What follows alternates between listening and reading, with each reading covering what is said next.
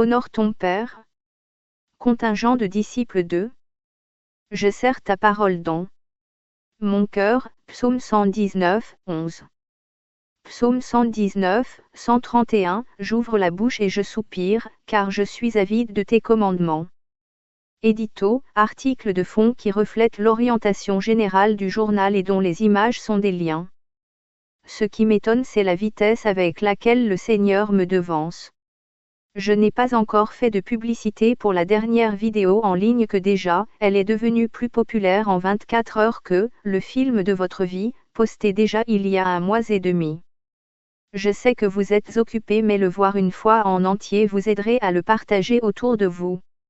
Il est volontairement un peu lent afin que la parole de Dieu ait du temps devant elle pour s'aimer. Comme le Seigneur m'a poussé dans des lignes supplémentaires alors que l'édito est déjà en retard, vous ferez selon le désir de lecture de chacun avec autant de pauses que nécessaire. Vous avez pour cela des numéros de pages pour reprendre là où vous feriez une pause. Pardon aux jeunes lecteurs néophytes de la Bible dont vous trouverez tout de même de quoi vous nourrir, si toutefois vous avez faim de Dieu et de sa parole, Christ, notre pain quotidien. Si les Écritures nous enseignent à nous préparer à la rencontre de notre Seigneur, si l'homme a eu 6000 ans en gros pour le faire, de notre côté et à notre échelle, seules les années que Dieu nous octroie ici-bas sans contentieux avec lui, sont suffisantes pour le Seigneur, et voir si notre obéissance envers Christ est suffisamment convaincante. Psaume 90.10. Les jours de nos années s'élèvent à 70 ans, et, pour les plus robustes, à 80 ans. Et notre Père qui est aux cieux fait de même avec son allégeance pour les plus petits d'entre nous, et voir si nous sommes toujours bien disposés à le servir par de menus services quotidiens tout au long de notre vie. Ce serait dommage de s'en passer, puisque Dieu propose aux plus faibles du pain, sa manne venue d'en haut. Donne-nous aujourd'hui notre pain quotidien. Et comme c'est notre Père céleste qui donne, c'est bien du pain céleste, la parole de Dieu, Christ qui s'y cache pour être tous les jours avec nous, si toutefois on lui demande d'entrer dans notre demeure. Sinon, il fait ce qu'il a également promis à son Église, misérable, pauvre, aveugle et nu. Il restera à la porte. Et c'est même tristement amusant des jeux de mots que l'Éternel fait parfois dans sa parole. Car Christ, la porte par qui on entre pour s'approcher de Dieu sera, porte, à notre porte si nous ne l'invitons pas à souper avec nous. Et nous resterons alors sur notre faim de la parole de Dieu qui ne descendra pas d'en haut, et que nous pionnerons à glaner dans les Écritures pour essayer de garder la tête hors de l'eau. Car il y a comme un vide dans le cœur de l'homme. Et ce vide s'appelle l'Éternel Dieu Jésus-Christ. L'édito ayant démontré, dis-je, qu'il n'y a aujourd'hui que des serviteurs, et que le ministère de disciples est né et s'est éteint au cours du 1er siècle. Les 11 Judes absents, soit tous étant le choix de Jésus en Matthieu 10.5. Les 70 choix de Jésus en Luc 10. Et finalement, la 3e et dernière vague. Soit les bien moins que 3000 d'Actes 2.5 à 12. Puisqu'il faut déduire les âmes de Jérusalem et de Judée d'Actes 2.14 à 41 ne faisant pas partie des nations et qui ne seront donc pas disciples. Soit le choix de Jésus par l'entremise du Saint-Esprit donné à l'Église pour le remplacer, qui constituent les seuls disciples ajoutés par le Seigneur dans les actes et épîtres qui suivent. Si l'édito ne fait pas d'erreur de mémoire, mis à part Paul et Barnabas. Acte 13.2, pendant qu'ils servaient le Seigneur dans leur ministère et qu'ils jeûnaient, le Saint-Esprit dit, « Mettez-moi à part Barnabas et Saul pour l'œuvre à laquelle je les ai appelés. » Et ces 2 disciples feront partie des « beaucoup » qui augmentaient sans en connaître le nombre exact comme pour les 11 et 70. Acte 6.7. La parole de Dieu se répandait de plus en plus, le nombre des disciples augmentait beaucoup à Jérusalem, et une grande foule de sacrificateurs obéissait à la foi. Deuxième augmentation avec le mot « beaucoup » en acte sans mentionner de nombre. Acte 12.24. Cependant la parole de Dieu se répandait de plus en plus, et le nombre des disciples augmentait. S'ajoutera encore, beaucoup, de disciples. Et beaucoup à bien moins des 3000 âmes d'Actes 2.5 à 12, on ne saura pas dénombrer précisément le nombre de disciples du livre des Actes comme par exemple le chiffre précis des 144 000 du livre de l'Apocalypse. Soit la dernière vague, selon le reporté Luc. Puis dernière citation des Actes avant l'extinction du ministère par Paul en 1 Corinthiens 1.11 à 13 et chapitre 3.3 et 4. Parce que vous êtes encore charnels. En effet, puisqu'il y a parmi vous de la jalousie et des disputes, n'êtes-vous pas charnels, et ne marchez-vous pas selon l'homme. Quand l'un dit, moi, je suis de Paul. Et un autre, moi, d'Apollo. N'êtes-vous pas des hommes? Et un disciple, censé être rempli du Saint-Esprit pour être charnel, cela ne fait pas classe du tout spirituellement. Paul enterrera donc définitivement ce ministère dont la dernière mention en acte est ici en Acte 21.16. Quelques disciples de Césarée vinrent aussi avec nous, et nous conduisirent chez un nommé Mason, de l'île de Chypre, ancien disciple, chez qui nous devions loger. Dieu choisissant seul ses disciples, et lisez bien le scoop de la parole de Dieu mes frères brebis bergers, vous qui enseignez vos troupeaux, Dieu le Père ne scelle, jamais never, les disciples, du Saint-Esprit dans les Écritures par ces deux affirmations ci-dessous. Luc 9.62. Jésus lui répondit, quiconque met la main à la charrue, et regarde en arrière, n'est pas propre au royaume de Dieu.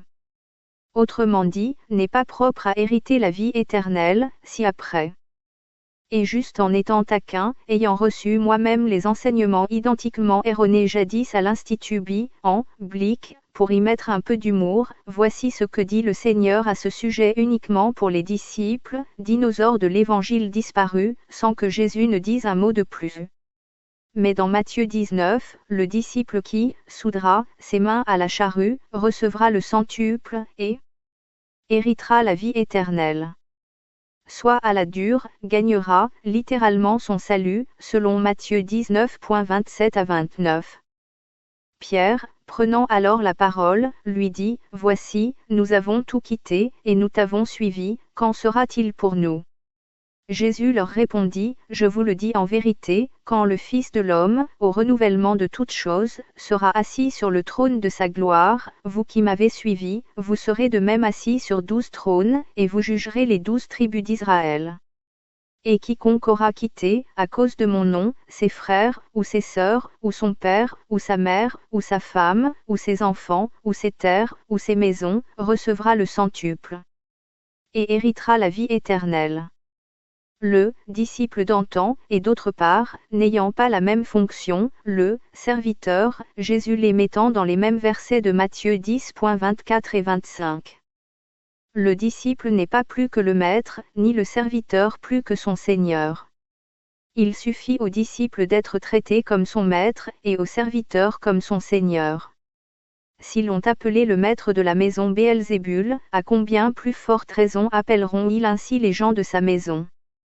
Nos pères ont enseigné que disciples et serviteurs devaient être synonymes. Que nenni? Le Seigneur disant clairement que le disciple pourra et mourra certainement comme son maître, et que le serviteur, après, lui, servira son Seigneur, Dieu veillant durant sa vie. Matthieu 6.25 à 28.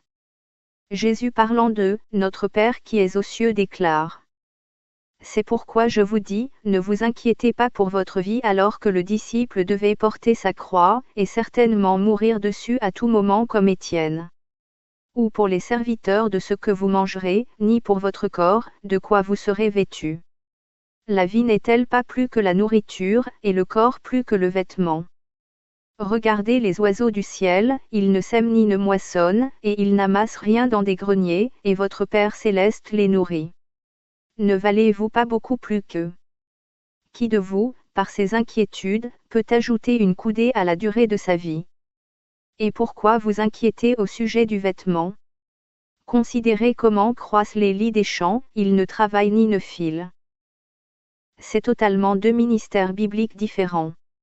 Et le premier gagnera son salut selon la loi de Dieu, sera parmi les amis de l'époux, et ne sera donc pas baptisé du Saint-Esprit, de la même manière que les serviteurs qui eux ne seront pas remplis, mais scellés et ne recevront que les arts de l'Esprit, à l'opposé des disciples qui eux seront totalement remplis dès le début du ministère et baptisés, qu'au nom du Père, du Fils et du Saint-Esprit, expression aussitôt abandonnée après Actes 2.5 à 14 pour disparaître du Nouveau Testament à partir des 1 Corinthiens 1.11 à 13, ou si vous préférez pour ne jamais réapparaître après Matthieu 28.19 en doublon pour les raisons suivantes.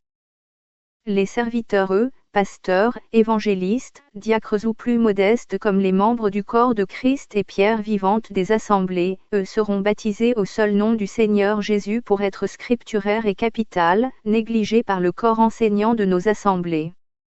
Acte 8.16 Car ils n'étaient encore descendus sur aucun d'eux, ils avaient seulement été baptisés au nom du Seigneur Jésus. Acte 19.5 Sur ces paroles, ils furent baptisés au nom du Seigneur Jésus. Colossiens 3.17 Et quoi que vous fassiez, en parole ou en œuvre, faites tout au nom du Seigneur Jésus, en rendant par lui des actions de grâce à Dieu le Père. Mais, tout ne doit pas être écrit assez gros dans la Bible de certains pasteurs qui baptisent encore à 2 doigts du retour du Seigneur, qui va devoir leur demander pourquoi ils baptisent toujours au nom du Père, du Fils et du Saint-Esprit. Et le même jour dans la même assemblée, sous le lien ci-contre. Vous retrouverez ces 3 liens sous la vidéo qui pointeront l'instant T du problème souligné. Et sans dénoncer quoi que ce soit pour par exemple blesser, cela n'enlève rien de valable au baptême pour celui ou celle qui le reçoit. Mais c'est l'obéissance à la parole de Dieu pour celui qui donne le baptême qui n'est de ce fait pas entièrement scripturaire. Le Seigneur me demandant seulement de le souligner à titre d'exemple, connaissant même très bien l'assemblée en question, mais juste pour démontrer ce qui se passe lorsqu'on est figé dans une liturgie, plutôt que de s'appuyer sur la parole de Dieu qui dit ceci. Matthieu 28.19 Allez, faites de toutes les nations des disciples, les baptisant au nom du Père, du Fils et du Saint-Esprit. Seulement avec les bémols suivants. Premièrement, il n'y a plus aujourd'hui en 2024 de disciples. Deuxièmement, sur ces 3 baptêmes des 3 liens ci-dessus, il y a une femme, un homme et une fois de plus une femme. Troisièmement, il n'y a jamais eu de femme, disciple. Donc cherchez l'erreur dans le texte de Matthieu 28.19 ci-dessus. Quatrièmement, c'est sur la parole du Seigneur Jésus que l'on croit, sacramentelle, que l'on ne tient pas compte de l'avertissement de l'apôtre Paul et des 2 autres textes du livre des Actes qui disent comme Paul. Colossiens 3.17 Et quoi que vous fassiez, en parole ou en œuvre, faites tout au nom du Seigneur Jésus. Plaise à Dieu de vous pardonner de ne pas voir en ces 3 baptêmes déjà de vrais disciples d'antan qui ont tout disparu et dont la formule de Christ en Matthieu 28.19 leur était spécifiquement dévolue pour la raison déjà soulignée dans un édito. C'est que les disciples dont parle le Seigneur Jésus viennent pour la plupart des nations en Acte 2.5. Et fort d'avoir été absent des 3 années du ministère de Christ, avait le besoin de recevoir un enseignement capital, à savoir, qu'il y avait effectivement à présent pour Israël, en remplacement du nom de l'Éternel qui jalonne 5900 fois toutes les pages de l'Ancien Testament, celui d'un Fils qui s'y ajoute l'Éternel Dieu Jésus-Christ et du Saint-Esprit dont ils allaient à présent tous être baptisés. Et bien que des disciples verront le jour encore en Actes, les nations d'Acte 2.5 étant rentrées chez elles, tout ne se fera plus qu'au seul nom du Seigneur Jésus. Acte 6.7 La parole de Dieu se répandait de plus en plus, le nombre des disciples augmentait beaucoup à Jérusalem, et une grande foule de sacrificateurs obéissait à la foi. Acte 12.24 Cependant la parole de Dieu se répandait de plus en plus, et le nombre des disciples augmentait. Acte 8.16 Car ils n'étaient encore descendus sur aucun d'eux, ils avaient seulement été baptisés au nom du Seigneur Jésus. Acte 19.5 Sur ces paroles, ils furent baptisés au nom du Seigneur Jésus. Donc la Bible, la parole de Dieu souligne très clairement que la formule de Jésus était finalement spécifiquement réservée aux seuls disciples des nations d'Actes 2.5, puisque les autres disciples d'Actes, sans exception, seront tous baptisés au seul nom du Seigneur Jésus. Maintenant, l'édito ayant fait son travail pour vous dire tout avant qu'il ne soit trop tard, ne baptisez plus qu'au seul nom du Seigneur Jésus. C'est vous qui voyez. Et pour en revenir à présent au ministère d'antan des disciples disparus, dont l'édito n'a jamais vu, un serviteur de Dieu, lui avec ses mains à la charrue de l'Éternel, si ce n'est un 4-4. Car, mes frères, j'ai appris à votre sujet, par les gens de Chloé, qu'il y a des disputes au milieu de vous. Je veux dire que chacun de vous parle ainsi, moi, je suis de Paul. Et moi, d'Apollo. Et moi, de Cépha. Et moi, de Christ. Christ est-il divisé? Paul a-t-il été crucifié pour vous, ou est-ce au nom de Paul que vous avez été baptisés? Ils se sont approchés de la grâce même, de l'Éternel Dieu, et ainsi trop près de leur Dieu bénéficiant de voir sa puissance, avoir le don de guérison, le don du parler en langue, de disparaître comme un ange comme Philippe face à l'Éthiopien, et pour avoir côtoyé de si près l'Éternel, Dieu n'acceptera pas d'un disciple un refus. C'est tiré du sermon de la montagne, Matthieu 5, mélangé à ce que le Seigneur dit tantôt pour la foule, tout en enseignant les 12. Matthieu 5.20 Car, je vous le dis, si votre justice ne surpasse celle des scribes et des pharisiens, vous n'entrerez point dans le royaume des cieux. Ou encore, du même chapitre. Verset 37 Que votre parole soit oui, oui, non, non, ce qu'on y ajoute vient du malin pour un serviteur uniquement. Ainsi, un serviteur pourra dire non à Dieu pour un service particulier. Ce sont des paroles qui passent inaperçues dans un enseignement général, foulez les 12, Matthieu 5.1. Luc 9, 62 Jésus lui répondit, quiconque met la main à la charrue, et regarde en arrière, n'est pas propre au royaume de Dieu, qui est la vie éternelle dans ce verset. Faites à présent très attention à la lecture qui suit, c'est subliminal de la part du Seigneur, mais ceux qui connaissent parfaitement leur Bible verront tout de suite ce que le Seigneur dit si on enlève ses mains de la charrue de l'Éternel, ce qui est une très mauvaise idée, celle de l'ennemi qui essayera de faire dire non aux disciples, tu serais mieux chez toi, allez abandonne. Si bien que le Seigneur prévient, pas de salut pour celui qui l'abandonne en ayant promis maintes fois comme les disciples, je te suivrai partout Seigneur où tu iras. Matthieu 26.35. Pierre lui répondit, quand il me faudrait mourir avec toi, je ne te renierai pas. Et tous les disciples dirent la même chose. Même Judas qui dans les heures qui suivent livre le Seigneur. Et avec à l'esprit du verset ci-dessus qui dit, je mets en tant que disciple d'antan la main à la charrue. Ce verset ci contre smiley de la page précédente. Matthieu 19.29. Et quiconque aura quitté, à cause de mon nom, ses frères, ou ses sœurs, ou son père, ou sa mère, ou sa femme, ou ses enfants, ou ses terres, ou ses maisons, recevra le centuple, et héritera la vie éternelle.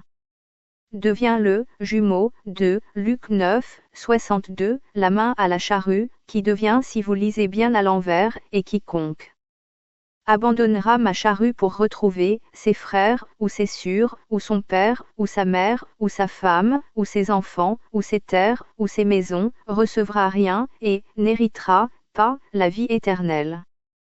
Texte adapté par l'édito. Un ange qui dit non à Dieu, cela n'existe pas dans le royaume des cieux et deviendra un démon dans le royaume de Dieu ici-bas. Le Seigneur enseignant tout en douceur sur 3 ans les 12, celui qui avait une justice à hauteur des pharisiens et avec qui il fera alliance pour 30 pièces, n'entrera point dans le royaume des cieux, pour avoir dit non au Seigneur en préférant se pendre.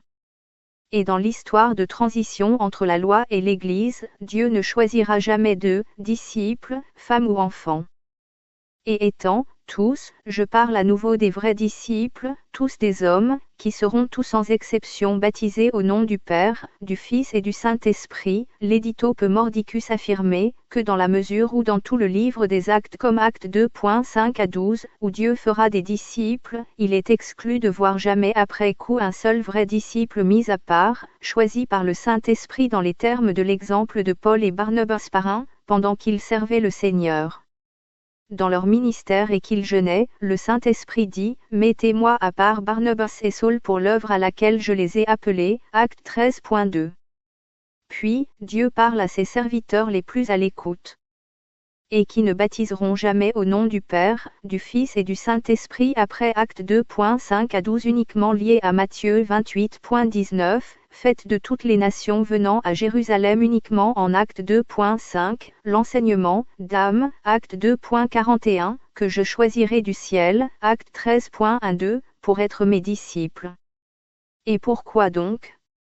Dieu agit selon le principe de la loi de Moïse où un témoignage reçu sera acceptable, que, s'il y a 2 ou 3 témoins.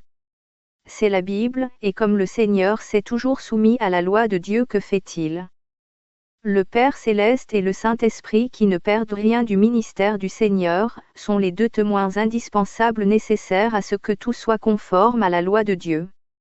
Et ainsi, Jésus choisira les 12 et les 70 plus tard, pour avoir le témoignage venant des cieux, celui-ci est mon Fils. Écoutez-le. Fort de ce que Dieu fait pour lui-même, les bien moins que 3000 âmes, d'Acte 2.41, ne deviendront pas tous des disciples. Paul étant visité en Acte 9, se convertira, sans être scellé du Saint-Esprit, mais seulement rempli, également dans ce chapitre, et deviendra disciple, quand en Acte 13.1 et 2 qui nous enseigne finalement quelque chose de super important. Ces hommes feront tout comme leur Dieu et tout comme le veut la loi. L'édito prend cette référence pour vous enseigner 2 et voire 3 choses. Deutéronome 17.6.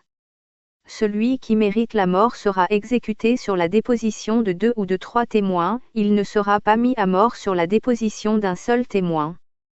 Premièrement, un témoin ne suffira pas, fin du verset. Deuxièmement, s'il y a mort, comme cela va arriver très probablement pour les vrais disciples ou scripturairement Paul, Timothée et l'apôtre Jean en sortiront supposément indemnes, puisqu'aucun récit véritablement vrai, Jean 17.17, de la parole de Dieu ne dira s'ils sont morts de mort naturelle ou non. Et comme la mort, une peine lourde pour l'homme par laquelle, seul le disciple, meurt et gagne son éternité avec ses mains à la charrue de Dieu, il est normal que. Troisièmement, il y ait au minimum 2 ou 3 témoins pour déclarer dans les assemblées qu'ils sont d'authentiques disciples choisis par Dieu. 2 candidats. Barnabas et Saul. Et 3 témoins. Siméon appelé Niger. Lucius de Cyrène. Manaën. Acte 13.1. Il y avait dans l'église d'Antioche des prophètes et des docteurs, Barnabas, Siméon appelé Niger, Lucius de Cyrène, Manaën, qui avaient été élevés avec Hérode le tétrarque, et Saul. Pendant qu'ils servaient le Seigneur dans leur ministère et qu'ils jeûnaient, le Saint-Esprit dit, « Mettez-moi à part Barnabas et Saul pour l'œuvre à laquelle je les ai appelés. » Alors, après avoir jeûné et prié, ils leur imposèrent les mains, et les laissèrent partir.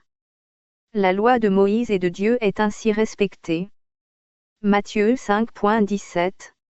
Ne croyez pas que je sois venu pour abolir la loi ou les prophètes, je suis venu non pour abolir, mais pour accomplir.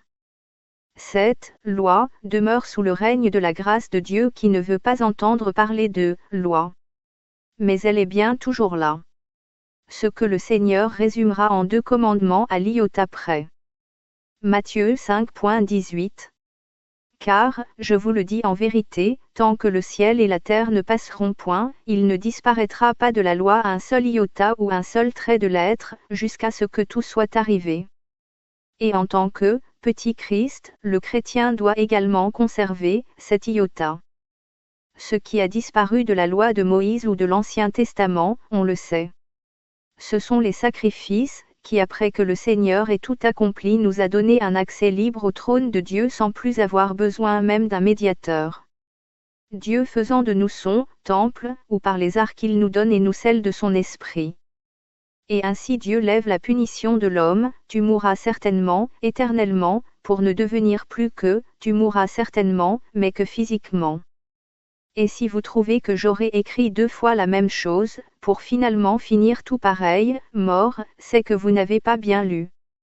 Par la grâce Dieu l'enlève, soit, ôte, notre désobéissance, mais en attendant que Dieu arrive au bout de l'éducation de l'homme sur une semaine dont chaque jour feront, 1000 ans, 6, chiffres de l'homme, seront nécessaires pour que Dieu nous ressuscite pour nous attirer à lui et faire de nous des incorruptibles créatures. 1 Corinthiens 15.50. Ce que je dis, frères, c'est que la chair et le sang ne peuvent hériter le royaume de Dieu, et que la corruption n'hérite pas l'incorruptibilité. Verset 53. Car il faut que ce corps corruptible revête l'incorruptibilité, et que ce corps mortel revête l'immortalité. Verset 54. Lorsque ce corps corruptible aura revêtu l'incorruptibilité, et que ce corps mortel aura revêtu l'immortalité, alors s'accomplira la parole qui est écrite, la mort a été engloutie dans la victoire. Mais jusque-là, la loi est la mort promise par Dieu qui ne change pas d'un iota, lui qui est le même, hier, aujourd'hui et éternellement, afin de nous faire, juste goûter, que l'on ne se moque pas de Dieu, et que nous récolterons toujours ce que nous avons semé, parole de l'Éternel.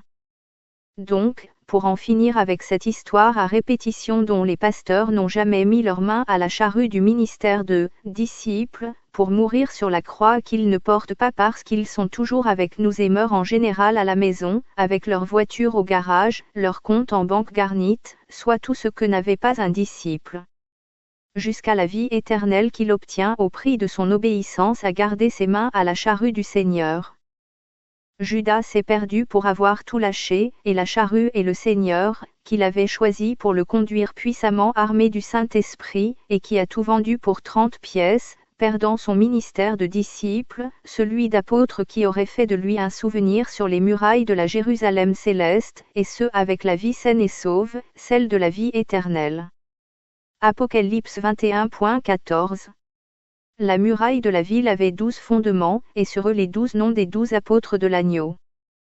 Paul nous disant, comme pour nous encourager, nous, serviteurs et non-disciples comme lui, travaillez à votre salut, car pour lui, c'était primordial, s'il lâchait tout, s'il n'achevait pas la course demandée par le Seigneur, Pierre recevant des dons d'en haut pour ouvrir l'Évangile, les disciples puissamment armés du Saint-Esprit, et c'est tout, pour n'avoir ni argent, ni or, ni monnaie ne pouvaient donner que ce qu'ils avaient reçu pour leur ministère, le Saint-Esprit qui les remplissait, sauf lorsqu'ils se chamaillaient pour savoir qui était le plus grand, le plus doué, le plus rempli à attrister le Saint-Esprit qui devient un slogan dans la bouche de Paul, sans aucun doute aux yeux de l'édito, pour l'avoir perdu ici ou là, qu'il était obligé de travailler pour gagner sa nourriture alors que Dieu lui avait donné la puissance d'en haut qui devait lui donner le gîte et le couvert. Et un disciple qui travaille pour lui, ne travaille pas pour Dieu en même temps. Sans doute las de demander l'aumône pourtant attachée à son ministère. Ne prenez ni or, ni argent, ni monnaie, dans vos ceintures, ni sac pour le voyage, ni 2 tuniques, ni souliers, ni bâtons, car l'ouvrier de Dieu mérite sa nourriture et le salaire de Dieu. Dans quelque ville ou village que vous entriez, informez-vous s'il s'y trouve quelque homme digne de vous recevoir, et demeurez chez lui jusqu'à ce que vous partiez. En entrant dans la maison, saluez-la, et, si la maison en est digne, que votre paix vienne sur elle, mais si elle n'en est pas digne, que votre paix retourne à vous. Lorsqu'on ne vous recevra pas et qu'on n'écoutera pas vos paroles, sortez de cette maison ou de cette ville et secouez la poussière de vos pieds. Matthieu 10.9 à 14.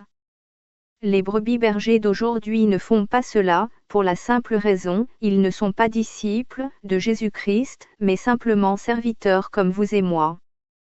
Paul, rempli du Saint-Esprit, ne pouvait pas ignorer Matthieu 10 choix des disciples qui ne sera pourtant écrit qu'en l'an 50.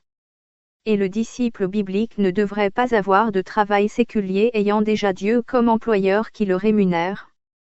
La raison du travail de Paul, par rapport aux autres disciples qui étaient envoyés vers les brebis perdues de la maison d'Israël, c'est que le ministère de Paul est tourné vers les païens, beaucoup moins accueillant que les Juifs. Je ne mets pas en défaut l'apôtre Paul qui se fait carpette dans les Écritures, qu'il aurait donné ou vendu son ministère d'apôtre s'il avait pu sauver ainsi tout Israël.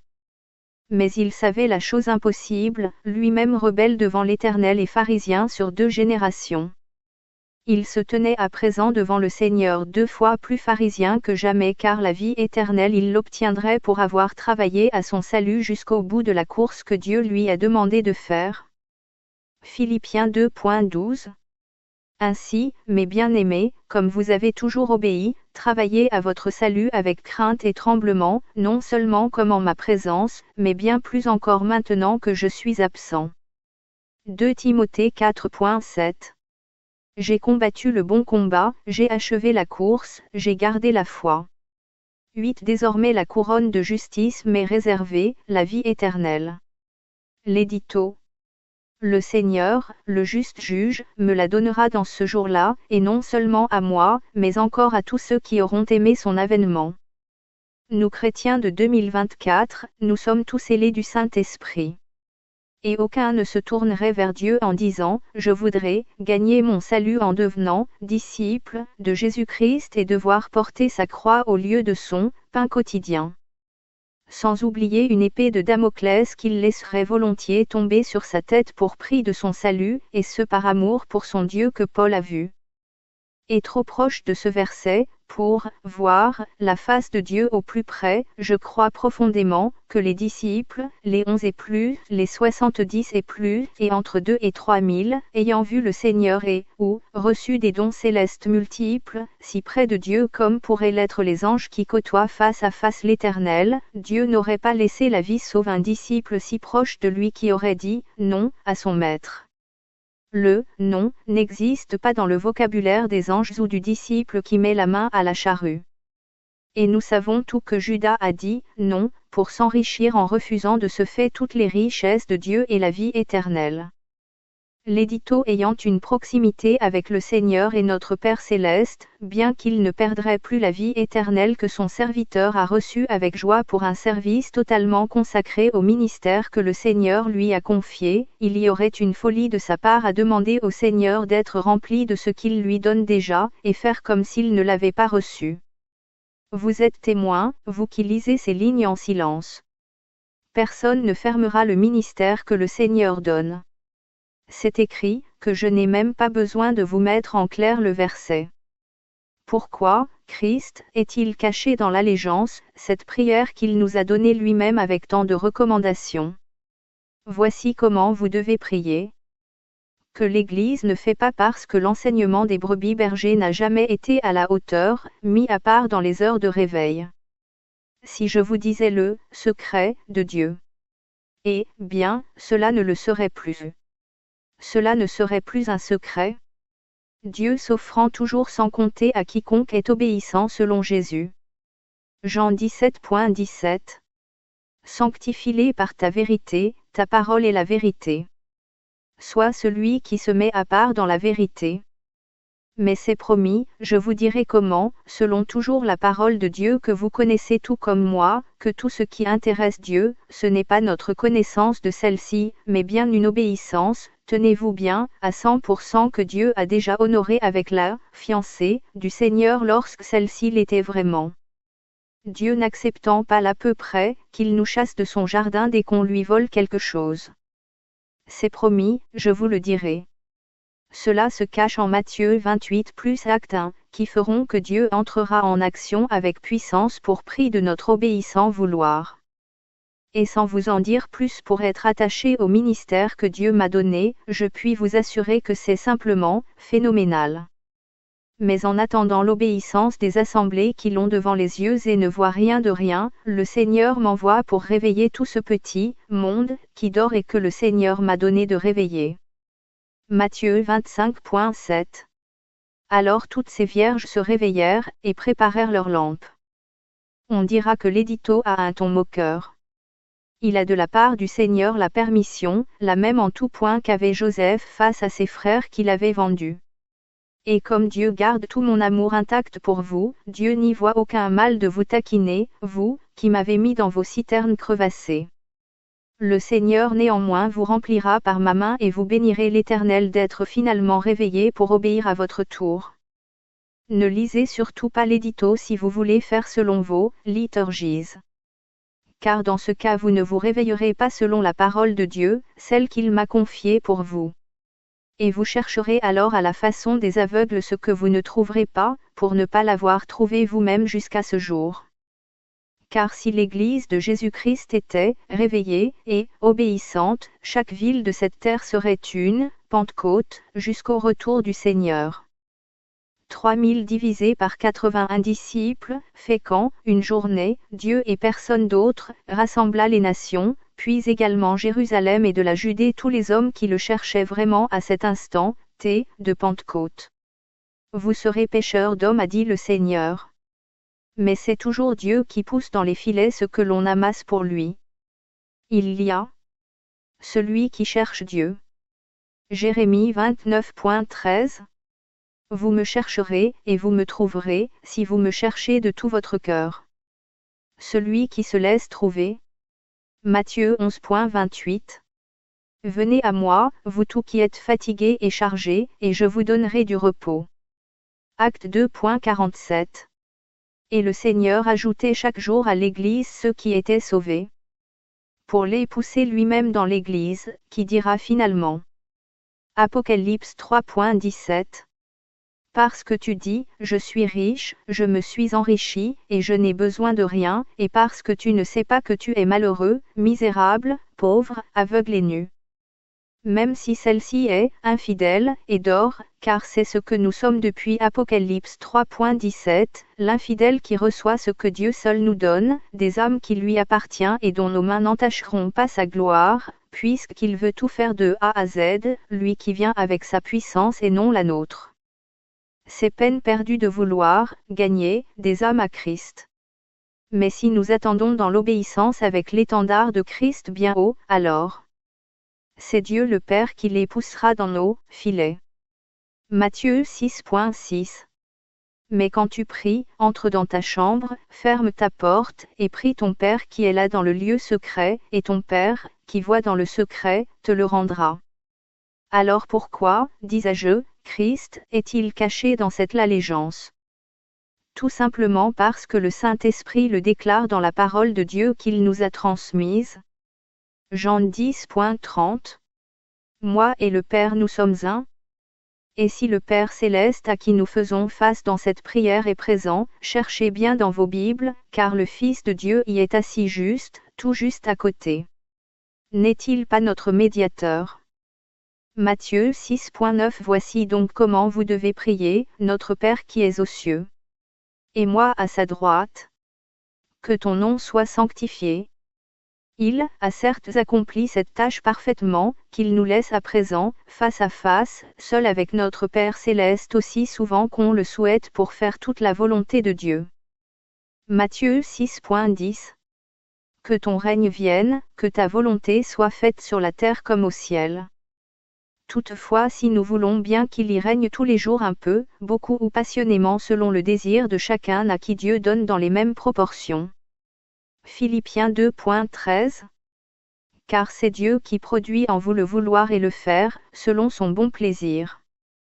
Et comme Christ n'est pas le seul à jouer à cache-cache dans sa propre prière de vux d'allégeance, c'est finalement tout le trio trinitaire qui s'y trouve avec la puissance de Dieu, verset 13.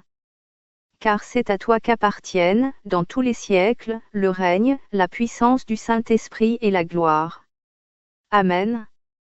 Christ sera donc bien, notre pain quotidien, sinon nous périrons spirituellement avec 10 bons pains de la part Isaïe, père de David, typologie de notre Père céleste, qui demande à David d'aller vers ses frères avec de la nourriture qui les fortifiera, mais c'est l'édito David qui vous montrera comment vous, réveiller, et vaincre pour Dieu, selon les règles de Dieu, au nom seul de l'Éternel Dieu Jésus-Christ, et dont l'Église fort d'être fidèle au premier jour s'est finalement lassée de faire pour se refroidir et s'endormir depuis acte 4.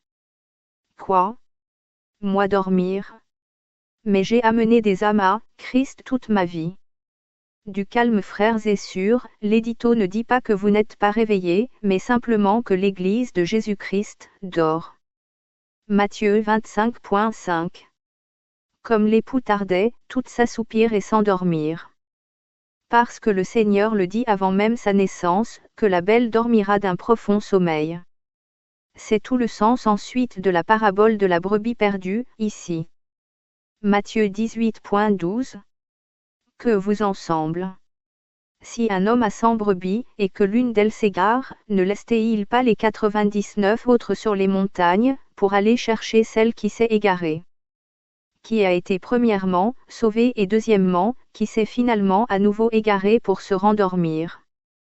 Et si vous mettez la parabole dans l'Église au lieu du monde, l'humanité qui traverse les âges de la création à la fin du millénium, vous avez à nouveau le quota de l'Éternel qui y dit que 99 sur 100 y dorment profondément. L'édito n'a pas écrit la Bible, mais vous dit de bien regarder avec ses yeux perçants que le Seigneur m'a donné. Et si nous avons le Saint-Esprit vous et moi, qu'avez-vous donc fait des arts que vous avez reçus? Pourquoi n'êtes-vous pas en train de m'enseigner? Qu'ai-je, que vous n'ayez reçu? Si Dieu m'a donné une meilleure part qui ne sera pas ôtée, veillez à remplir votre vie de l'Esprit de Dieu au moins à hauteur équivalente. Mais voulons-nous vraiment être remplis d'obéissance, ou seulement de connaissances bibliques et pharisiennes? L'édito ne souligne pas ce que vous faites pour Dieu qui vous louera en son temps puisque c'est lui qui justifie. Mais le Seigneur reproche à la majeure partie de son Église de dormir, et ce profondément selon la parabole.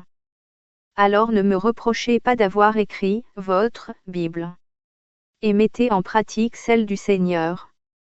Le Seigneur m'est témoin que mon amour pour vous est sans tache.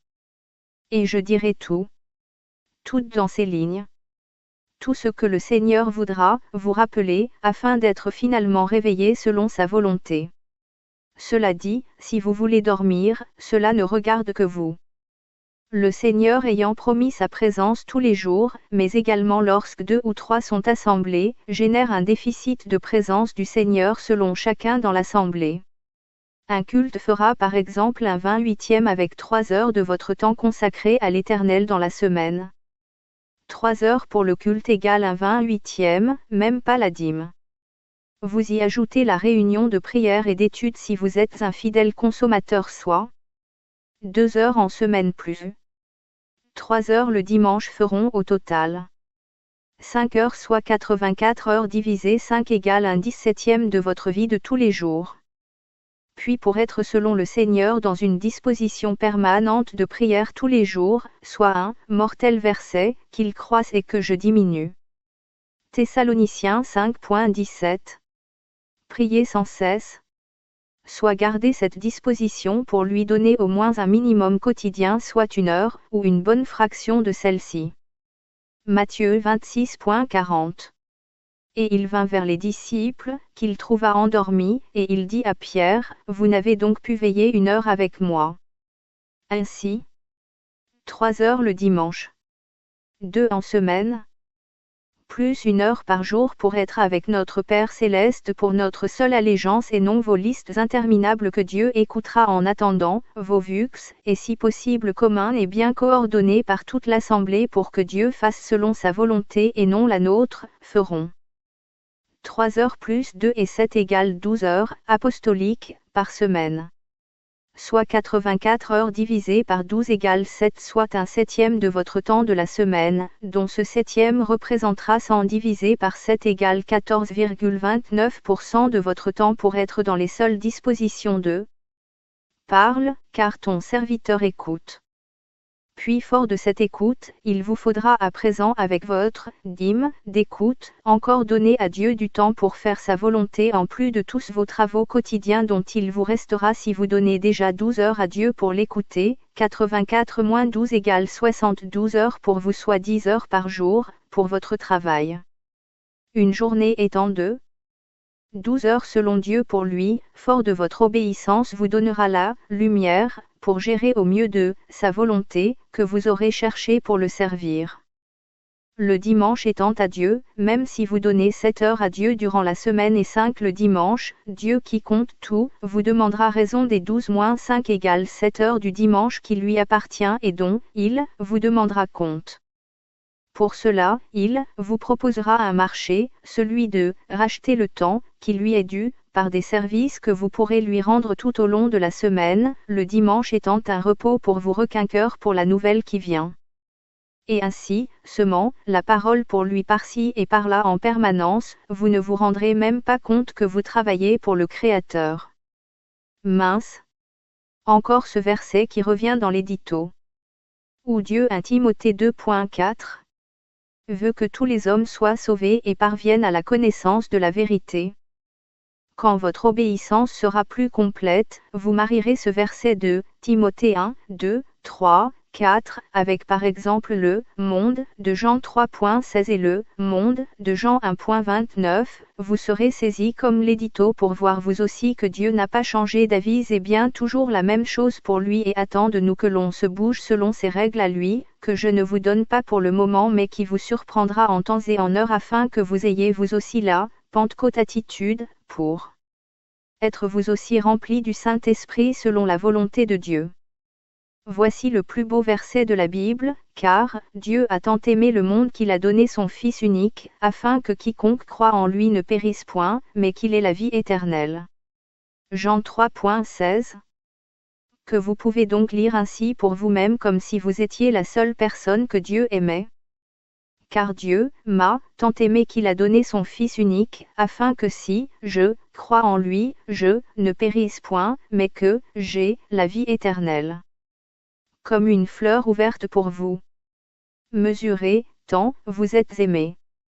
Donc si vous attendez que le dimanche pour retrouver le Seigneur présent avec 2 ou 3 et délaisser les heures de communion qu'il vous propose tous les jours de la semaine selon son allégeance, vous aurez un déficit de la présence de Christ dans votre vie.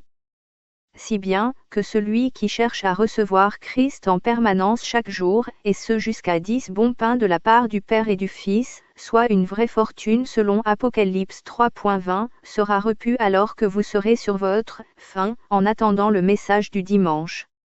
Matthieu 6.11. Donne-nous aujourd'hui notre pain quotidien, soit. Donne-nous aujourd'hui notre Christ quotidien. Réclamez Christ, le pain de votre vie, et Dieu le Père ne vous le refusera pas pour qu'il soit tous les jours avec vous, même si vous êtes seul, et que 2 ou 3 ne sont pas assemblés parmi vous. C'est la parole de Dieu par la parole de Dieu, et par l'édito qui vous dit d'ouvrir les yeux. Examinons à présent la prière de l'allégeance. Matthieu 6.9. Voici donc comment vous devez prier, selon notre Seigneur si du moins vous voulez obéir en faisant ces vœux, qui vous coûteront votre obéissance. Avec la conjugaison selon l'édito. J'allégeance. Tu allégeance. Nous allégeançons. Pain numéro 1, notre Père qui es aux cieux. Pain numéro 2, que ton nom soit sanctifié. Pain numéro 3, que ton règne vienne. Pain numéro 4, que ta volonté soit faite sur la terre comme au ciel. Pain numéro 5, donne-nous aujourd'hui notre pain quotidien. Christ. Pain numéro 6, pardonne-nous nos offenses, comme nous aussi nous pardonnons à ceux qui nous ont offensés. Pain numéro 7, ne nous induis pas en tentation. Pain numéro 8, mais délivre-nous du malin. Car c'est à toi qu'appartiennent, dans tous les siècles, donc aujourd'hui. 3 bis, le règne. Pain numéro 9, la puissance. Pain numéro 10, et la gloire. Amen.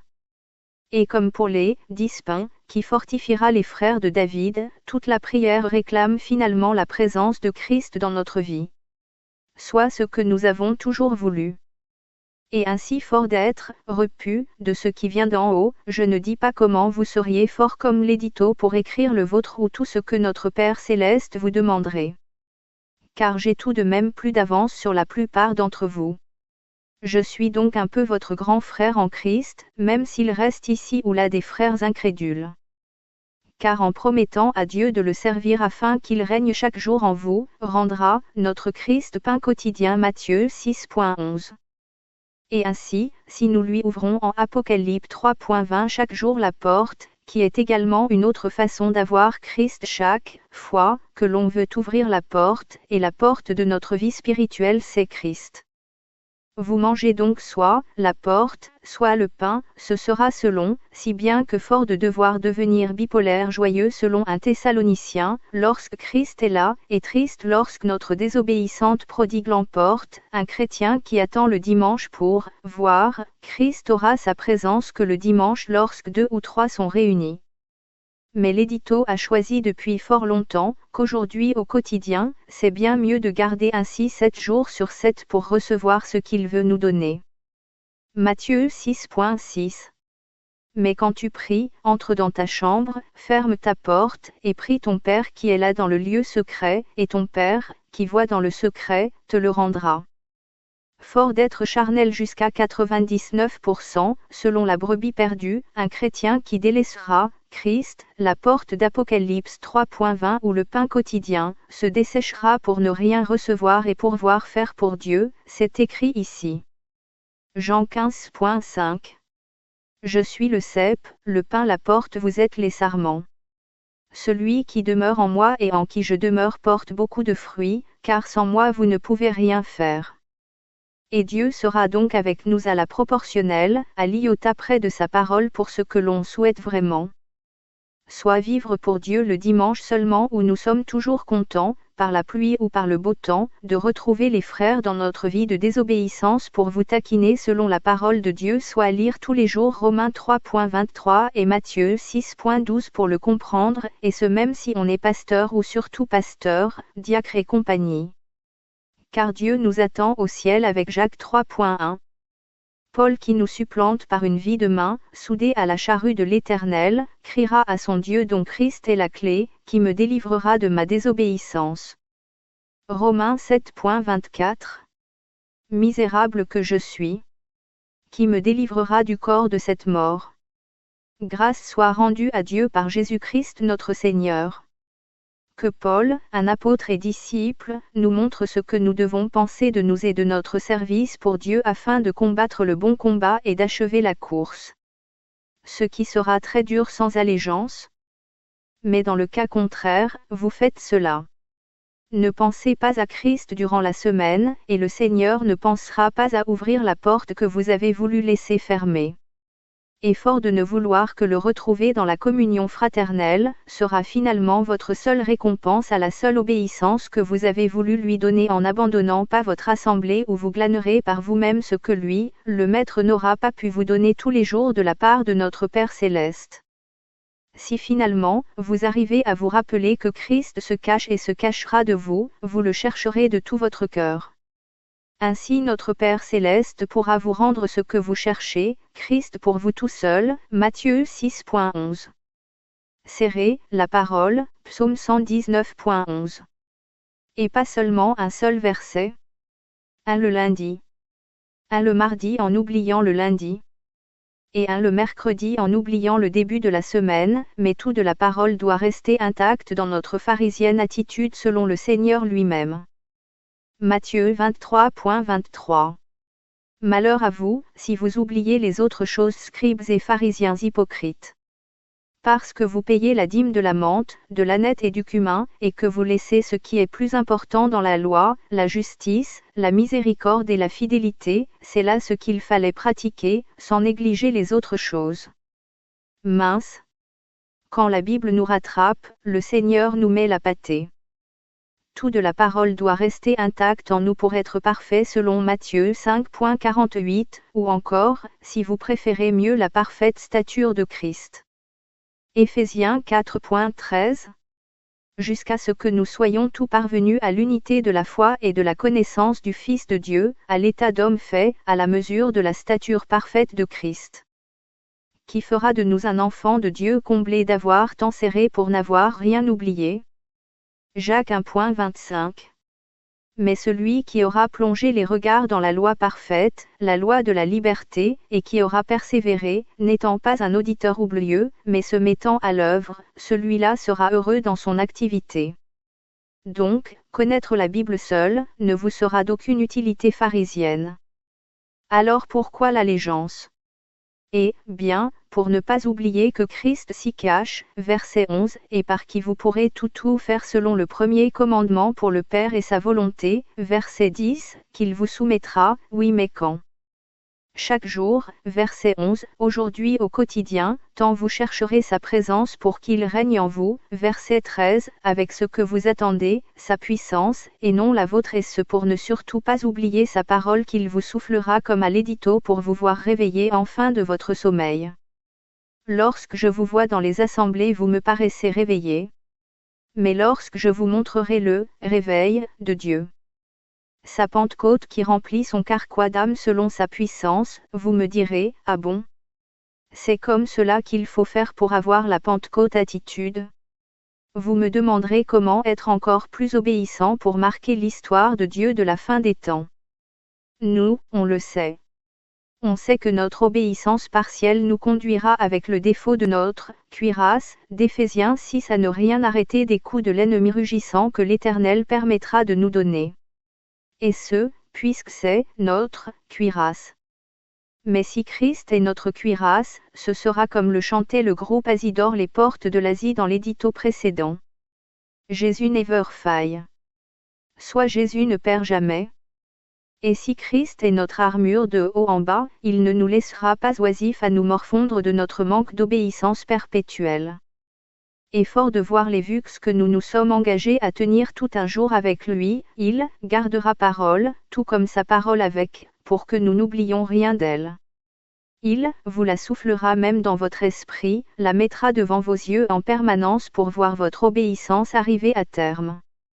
Mais volez-lui un fruit de sa parole en ne gardant pas celle-ci, il ne pourra pas vous chasser pour l'avoir déjà fait de son jardin, mais il retournera se cacher jusqu'à ce que vous fassiez à nouveau appel à sa présence pour vous sauver de vous-même afin de pouvoir le servir à nouveau.